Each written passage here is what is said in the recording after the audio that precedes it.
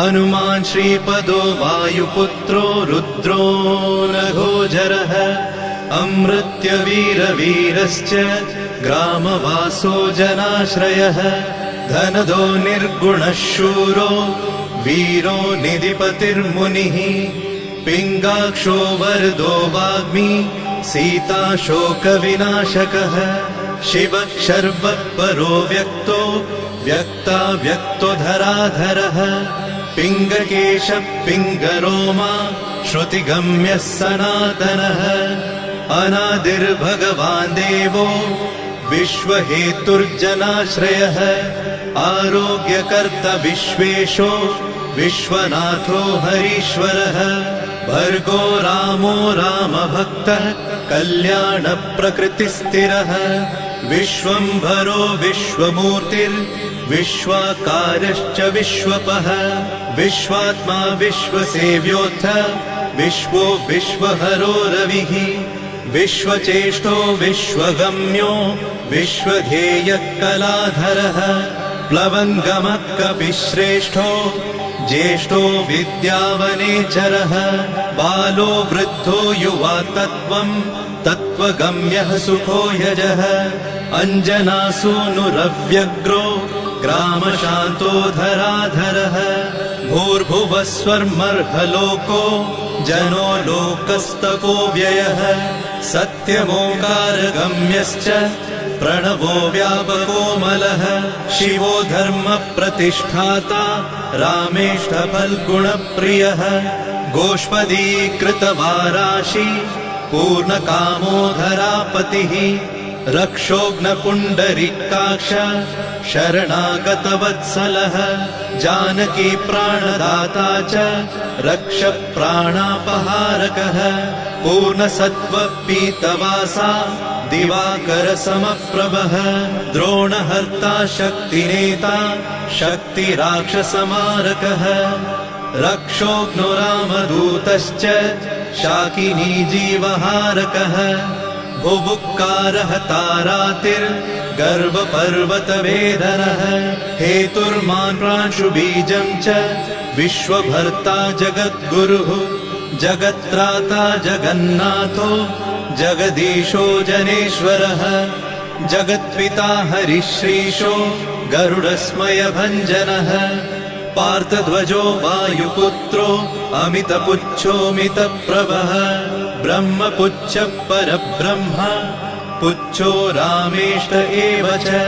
सुग्रीवादियुतो ज्ञानी वानरो वानरेश्वरः कल्पस्थायी चिरञ्जीवी प्रसन्नश्च सदाशिवः सन्मतिः सद्गतिर्भुक्ति मुक्तिदः कीर्तिदायकः कीर्तिः कीर्तिपदश्चैव समुद्रः श्रीपदः शिवः उदधिक्रमणो देवः संसारभयनाशनः वार्धिबन्धनकृद्विश्व जेता विश्वप्रतिष्ठितः लङ्कारिः कालपुरुषो लङ्केशगृहभञ्जनः भूतावासो वासुदेवो वसुस्त्रिभुवनेश्वरः श्रीरामदूतः कृष्णश्च लङ्काप्रासादभञ्जनः कृष्णः कृष्णस्तुतः शान्तः शान्तिदो विश्वपावनः विश्वभोक्ता च मूर्तिग्रह ब्रह्मचारी जितेन्द्रियः ऊर्ध्वगोलाङ्गुलीमाली लाङ्गूलहतराक्षसः समीरतनुजो वीरो वीरमारो जयप्रदः जगन्मङ्गलदः पुण्यः पुण्यश्रवणकीर्तनः पुण्यकीर्तिः पुण्यगतिः जगत्पावनपावनः देवेशोजितरोधश्च रामभक्तिविधायकः ध्याता ध्येयो नभः साक्षी चेतश्चैतन्यविग्रहः ज्ञानदः प्राणदः प्राणो जगत्प्राणः समीरणः विभीषणप्रियः शूरो पिप्पलाश्रयसिद्धिदः सुहृत्सिद्धाश्रयः कालः कालभक्षकभर्जितः लङ्केशनिधनस्थायी लङ्कादाहक ईश्वरः चन्द्रसूर्याग्निनेत्रश्च कालाग्निः प्रलयान्तकः कपिलः कपिशः पुण्य राशिर्द्वादश राशिगः सर्वाश्रयो प्रमेयात्मा रेवत्यादिनिवारकः लक्ष्मण प्राणदाता च सीता जीवनहेतुकः रामध्येयो ऋषिकेशो विष्णुभक्तो जटिबली देवारिदर्पहा होता कर्ता हर्ता जगत्प्रभुः नगरग्रामपालश्च शुद्धो बुद्धो निरन्तरः निरञ्जनो निर्विकल्पो गुणातीतो भयङ्करः हनुमान्शद्दुराराध्यः तपस्साध्यो मरेश्वरः जानकी घनशोकोत्थ तापहर्ता परात्परः वाङ्मयः सदसद्रुपः कारणं प्रकृतेः परः भाग्यदो निर्मलो नेता पुच्छलङ्काविदाहकः पुच्छबद्धो यातु धानो यातु धानरिपुप्रियः छायापहारि भूतेषु लोकेशः सद्गतिप्रदः प्लवङ्गमेश्वरः क्रोधः क्रोधसंरक्तलोचनः क्रोधहर्ता तापहर्ता भक्ता भयवरप्रदः भक्तानुकम्पि विश्वेश पुरुहूतः पुरन्दरः अग्निर्विभावसुर्भास्वान् यमो निरृतिरेव च वरुणो वायुगतिमान् वायुः कौबिर्ईश्वरः रविश्चन्द्रः कुजः सौम्यो गुरुः काव्यो शनैश्चरः राहुकेतुर्मरुद्धोता धाता हर्ता समीरजः मशकीकृतदेवारिः दैत्यारिर्मधुसूदनः कामः कपिः कामपालः कपिलो विश्वजीवनः भागीरथीपदाम्भोजः सेतुबन्धविशारदः स्वाहा स्वधा हविः कव्यम् हव्यकव्यप्रकाशकः स्वप्रकाशो महावीरो लघुश्चामितविक्रमः प्रडिनोडीन गतिमान् सद्गतिस्पुरुषोत्तमः जगदात्मा जगद्योनिर्जगदन्तो ह्यनन्तकः विपाप्मा निष्कलङ्कश्च महान् महदहङ्कृतिः खं वायुः पृथिवीयप वह्निर्दिक्काल एव च क्षेत्रज्ञः क्षेत्रपालश्च पल्वलीकृतसागरः हिरण्मयः पुराणश्च खेचरो भूचरो मनुः हिरण्यगर्भः सूत्रात्मा राजराजो विशाम्पतिः वेदान्तवेद्यो गीतश्च वेदवेदाङ्गपारगः प्रतिग्रामस्थितः साध्य स्फूर्तिदाता गुणाकरः नक्षत्रमालिभूतात्मा सुरभिकल्पपादपः चिन्तामणिर्गुणनिधिः प्रजापतिर्नुत्तमः पुण्यश्लोकः पुरारातिर्ज्योतिष्मान् शार्वरीपतिः किलिकिल्यारवत्रस्त भूतप्रेतपिशाचकः ऋणत्रयहरः सूक्ष्मः स्थूलः सर्वगतः पुमान् अपस्मारहरः स्मर्ते श्रुतिर्गाथा स्मृतिर्मनुः स्वर्गद्वारः प्रजाद्वारो मोक्षद्वारं कपीश्वरः नादरूपः परब्रह्म ब्रह्म ब्रह्मा पुरातनः एको नैको जनः शुक्ल स्वयं ज्योतिरनाकुलः ज्योतिर्ज्योतिरनादिश्च सात्विको राजसत्तमः तमोहर्ता निरालम्बो निराकारो गुणाकरः गुणाश्रयो गुणमयो बृहत्कायो बृहद्यशाः बृहद्धनुर्बृहत्पादो बृहन्मूर्धा बृहत्स्वनः बृहत्कर्णो बृहन्यासो बृहन्नेत्रो बृहद्गलः बृहद्यत्नो बृहच्चेष्टो बृहत्पुच्छो बृहत्करः बृहद्गतिर्बृहत्सेव्यो बृहल्लोकफलप्रदः बृहच्छक्तिर्बृहद्वाञ्छा फलदो बृहदीश्वरः बृहल्लोकनुतो द्रष्टा विद्यादाता जगद्गुरुः देवाचार्यः सत्यवादी ब्रह्मवादी कलाधरः सप्तपातालगामी च मलयाचलसंश्रयः उत्तराशास्थितः श्रीदो दिव्यौषधवशः खगः शाखामृगः कपीन्द्रश्च पुराणः श्रुतिसञ्चरः चतुरो ब्राह्मणो योगी योगगम्यः परात्परः अनादिनिधनो व्यासो वैकुण्ठः पृथिवीपतिः पराजितो जिताराशिः सदानन्दश्च ईशिता गोपालो गोपतिर्गोप्ता कलिः कालः परात्परः मनोवेगी सदा योगी संसार भयनाशनः तत्त्वदाता च तत्त्वज्ञः तत्त्वं तत्त्वप्रकाशकः शुद्धो बुद्धो नित्ययुक्तो युक्ताकारो जयप्रदः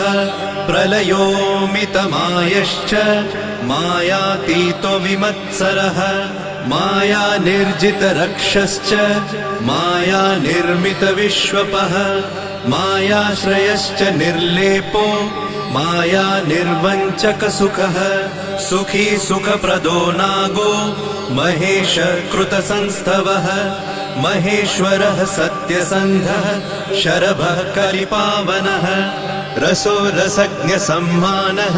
तपश्चक्षु च भैरवः घ्राणो गन्धस्पर्शनञ्च स्पर्शोऽहङ्कारमानदः नेति नेतिति गम्यश्च वैकुण्ठभजनप्रियः गिरिशो गिरिजाकान्तो दुर्वासः कविरङ्गिराः भृगुर्वसिष्ठश्च वनः तुम्बुरुर्नारदो मलः विश्वक्षेत्रं विश्वबीजं विश्वनेत्रश्च विश्वपः याजको यजमानश्च पावकः पितरस्तथा श्रद्धा बुद्धिक्षमा तन्द्रा मन्त्रो मन्त्रयुतस्वरः राजेन्द्रो भूपति कण्ठ माली संसारसारथिः नित्यसम्पूर्णकामश्च भक्तकामधुगुत्तमः गणपकीशपो भ्राता पिता माता च मारुतिः सहस्रशीर्षा पुरुषः सहस्राक्ष सहस्रपात् कामजित् कामदहन कामकाम्य फलप्रदः मुद्रहारी रक्षोघ्नः क्षितिभारहरो बलः नखदंष्ट्रायुधो विष्णु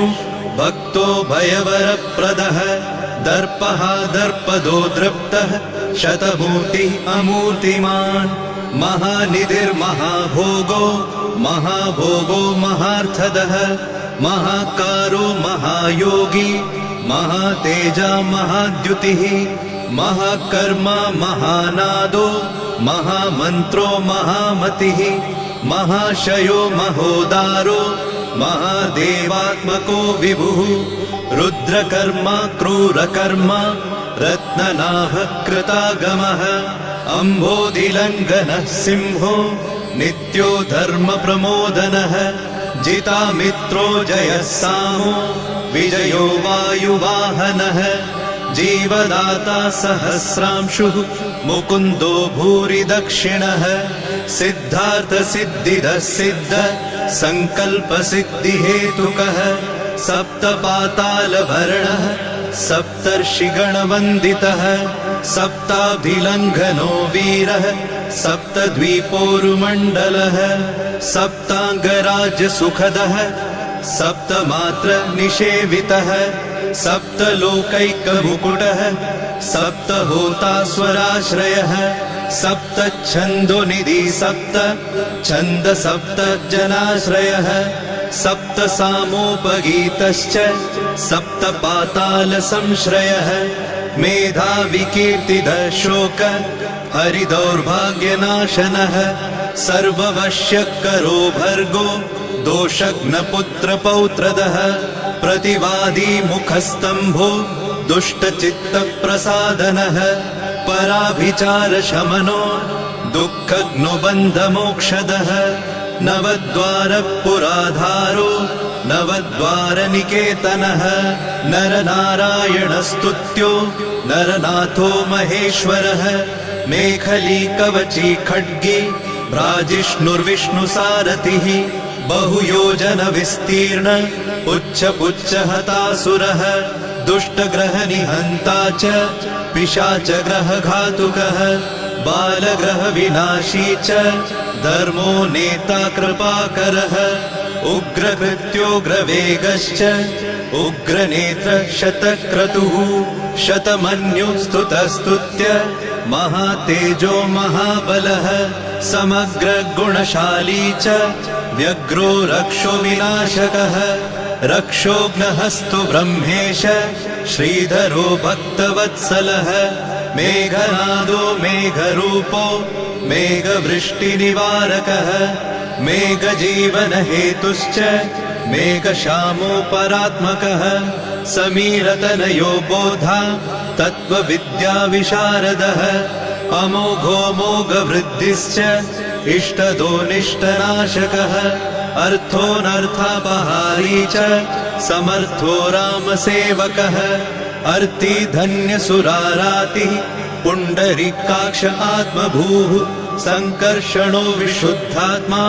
विद्याराशि सुरेश्वरः अचलोद्धारको नित्य सेतुकृद्रामसारथिः आनन्द परमानन्दो मत्स्यकूर्मो निधिशमः वराहो नारसिंहश्च वामनो जमदग्निजः रामकृष्ण शिवो बुद्ध कल्की रामाश्रयो हरः नन्दी भृङ्गी च चण्डी च गणेशो गणसेवितः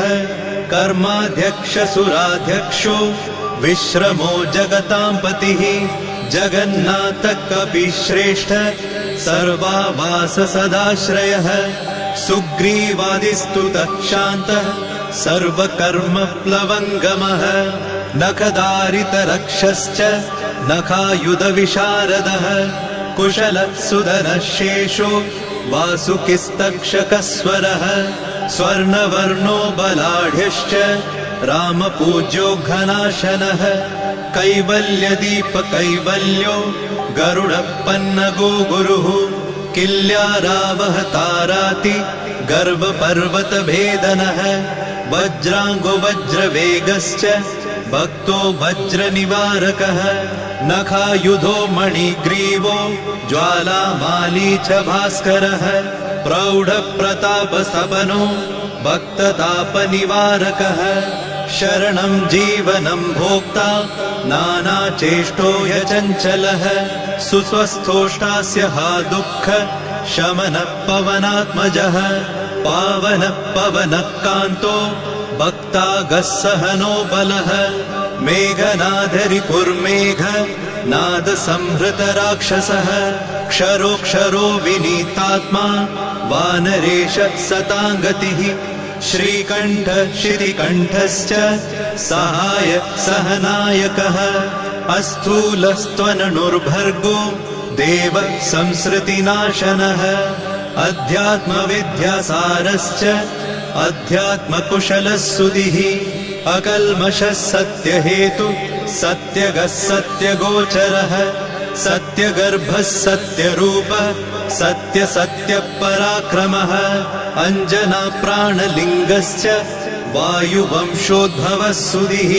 भद्ररूपो रुद्ररूपः सुरूपश्चित्ररूपधृत मैनाकवन्दितः सूक्ष्म दर्शनो विजयो जयः क्रान्तदिग्मण्डलो रुद्रः प्रकटीकृतविक्रमः कम्बुकण्ठप्रसन्नात्मा हृस्वनासो वृकोदरः लम्बोष्टकुण्डलिचित्र मालियोगविदाम्बरः विपश्चित्कविरानन्द विग्रहोऽनन्यशासनः फल्गुनीसूनुरव्यग्रो योगात्मा योगतत्परः योगवेद्यो योगकर्ता योगयोनिर्दिगम्बरः अकारादिक्षकारान्त वर्गनिर्मितविग्रहः उलूखलमुखः सिंह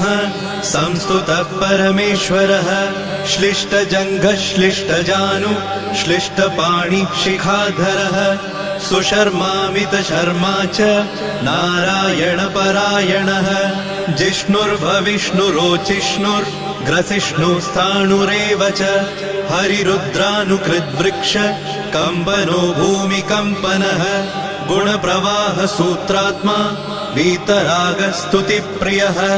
नागकन्या भयध्वंसी रुक्मवर्णः कपालभृत अनाकुलो भवोपायो न पायो वेदपारगः अक्षरः पुरुषो लोक नाथो रक्ष प्रभुर्दृढः अष्टाङ्गयोगफलभुक सत्यसन्धः पुरुष्टतः श्मशानस्थाननिलय प्रेतविद्रावणक्षमः पञ्चाक्षरः परः पञ्च मातृकोरञ्जनध्वजः योगिनी वृन्दवन्द्यश्च शत्रुघ्नोऽनन्तविक्रमः ब्रह्मचारीन्द्रियरिपुर्धृतदण्डो दशात्मकः अप्रपञ्चः सदाचार शूरसेनविदारकः वृद्धप्रमोदश्चानन्द सप्तजिह्वापतिर्धरः नवद्वारपुराधार प्रत्यग्रसामगायकः षट्चक्रधाम स्वर्लोको भयहृन्मानदो मदः सर्ववश्यकरः शक्तिर्नेता चानन्तमङ्गलः अष्टमूर्तिर्धरो नेता विरूपस्वरसुन्दरः धूमकेतुर्महाकेतु सत्यकेतुर्महारथः नन्दिप्रियः स्वतन्त्रश्च मेखली समरप्रियः लोहाङ्ग सर्वविद्धन्वि षट्कलः शर्व ईश्वरः फलभुक्फलहस्तश्च सर्वकर्मफलप्रदः धर्माध्यक्षो धर्मफलो धर्मो धर्मप्रदोऽर्थदः पञ्चविंशतितत्त्वज्ञ स्तारक ब्रह्म तत्परः त्रिमार्गवसतिर्भीमः सर्वदुःखनिबर्हणः ऊर्जस्वान्निर्गलः शूली मालिगर्भो निशाचरः रक्ताम्बरधरो रक्तो रक्तमाला विभूषणः वरमाली शुभाङ्गश्च श्वेतश्वेताम्बरो युवा जयो जय परिवारः सहस्रवदनः कविः शाकिनी डाकिनी यक्ष रक्षो भूतौघभञ्जनः सद्यो जातः कामगतिर्ज्ञानमूर्तिर्यशस्करः शम्भुतेजा सार्वभौमो विष्णुभक्तप्लवङ्गमः चतुर्नवतिमन्त्रज्ञ पौलस्त्यबलदर्पः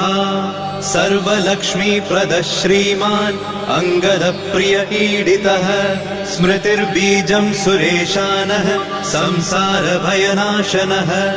उत्तमः श्रीपरिवार श्रीभूदुर्गा च कामदृक् सदा गतिर्मातरिष्वा रामपादाब्जषट्पदः नीलप्रियो नीलवर्णो नीलवर्णप्रियः सुहृत् रामदूतो लोकबन्धु रन्तरात्मा मनोरमः श्रीरामध्यानकृद्वीरः सदा किं पुरुषस्तुतः रामकार्यान्तरङ्गश्च शुद्धिर्गतिर्नामयः पुण्यश्लोकपरानन्द परेश प्रियसारथिः लोकस्वामी मुक्तिदाता सर्वकारणकारणः महाबलो महावीरः पारावारगतिर्गुरुः समस्तलोकसाक्षी च समस्तसुरवन्दितः सीता समेत श्रीराम पादसेवाधुरन्धरः इति श्री आञ्जनेय सहस्रनाम स्तोत्रम् सम्पूर्णम्।